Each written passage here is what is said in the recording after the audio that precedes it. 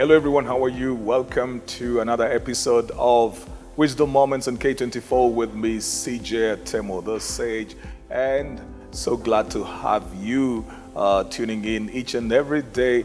We want to get your feedback on these episodes. So get to hit me on my inbox, C.J Atemo, all across, and let's get to hear your thoughts, your feedback, and even your questions. And if you have something that you would want me to tackle, then let me hear that as well. You could also get in touch via email cjatsol@gmail.com, cjatsol@gmail.com. If you need just to, get a personalized attention over any matter, or you would want us to address something, or you have certain topics and certain clarifications that you need, we'd be so glad to do that. Well, I'm coming to you from the 67 Airport Hotel. You know, we've been camping over here, and that must tell you something, because if you've noticed, we've got various sets on this place, and just trying to showcase to you the various spaces and places within this beautiful hotel that is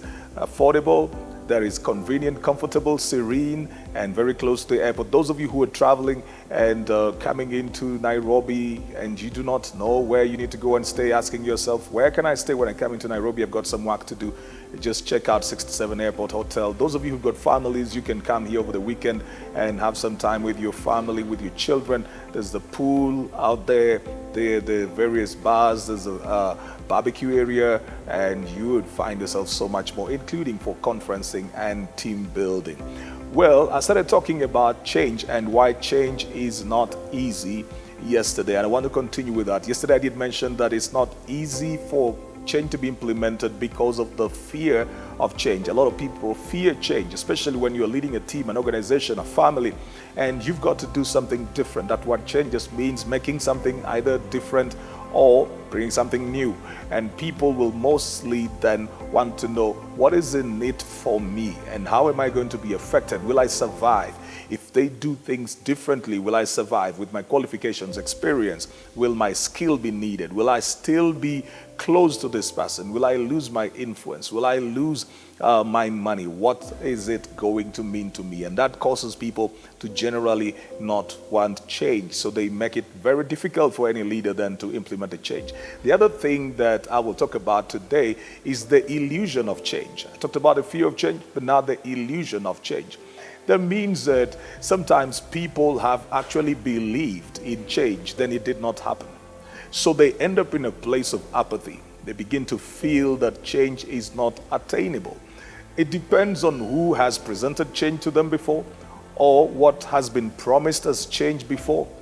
If it never brought in what they thought that would be the change they desired, they shortly then begin to get into the place of having an illusion about it. So anytime you talk about change, they will tell you it's not possible.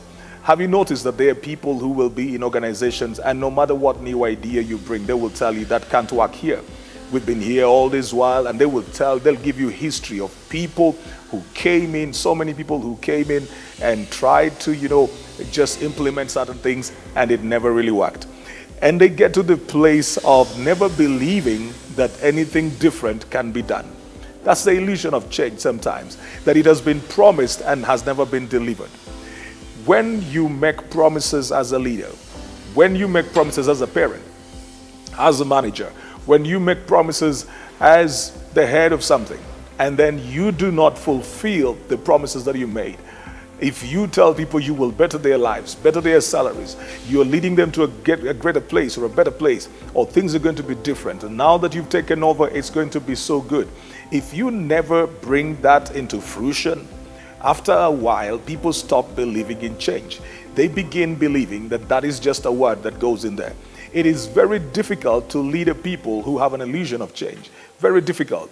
When they have told themselves it is not possible, no matter how well you communicate, and I did talk about communication yesterday when I said to alleviate the fear of change, you have to communicate effectively, qualitatively and quantitatively about the change and what it means to the people.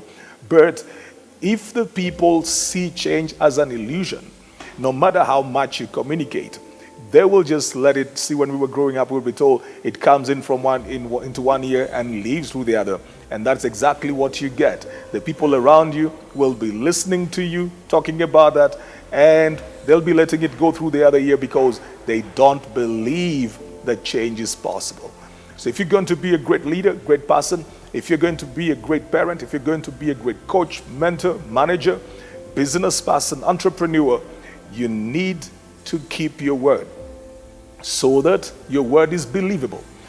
Trust is currency. I'll have to say that. The trust is currency. Keep your word, or make the effort to keep your word. Let it be seen that you did your best. And even if you cannot implement everything that you said, try and implement part of what you said and explain why you cannot do the rest that you wanted to do, just so that people never reach the place where they stop believing that change is possible. Because then they will never want anything to do with it. They will never try it. They will accept the status quo. They will enhance it. They will entrench it. They will not have the drive, not at a personal level, not at a communal level, not at an organizational level. And it is worse when it is at a national level, where people believe nothing will ever change. So they will tell you, son, this has been like this all the years. This has been the same way. We will never be anything better. They've always been rich, we've always been poor. This is how things are going to be. Why? Because the person has tried everything in their life and it never really worked out. Every promise that came never really worked out. And people just say, look, well, we will never really have change. So why not make the most of what we have right now? There are people who are not driven into change because change became an illusion to them. If you're going to win over these people, again, you have to go back and find out what happened in the past. You cannot just assume it. You can't beat them into it. You can't push them into it. You have to have conversations with them and find out what happened. Where did they get heartbroken? Where did they lose hope? Where did they lose the faith in the change? Where did they lose the zeal and the passion? There are people, if you're in an organizational setup, who don't really need to go. They just need to be reignited. Probably they're just at that place because they're frustrated and they've been frustrated for long. If they're reignited, you will see energy and passion. You will get the level of skill that you desire from them. But they may have brought in all their thoughts and ideas, and none of them was ever paid attention to. So they've got into a place where they'll say, you know what, I'll just earn the salary and get out of this place. I'll just come in and give my least and go. I'm not going to give in my most, because it really doesn't make a difference.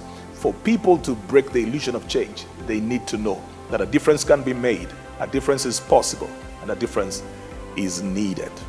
Well, I hope this has been helpful to you. And as I said, get in touch with me and let me know your thoughts, your feedback. If you need me to handle something else, let me know that as well. This has been Wisdom Moments on K24 with me, C.J Atemo. And follow on every social media platform, C.J Atemo all the way. Subscribe to the YouTube channel as well. Till tomorrow, have a lovely day.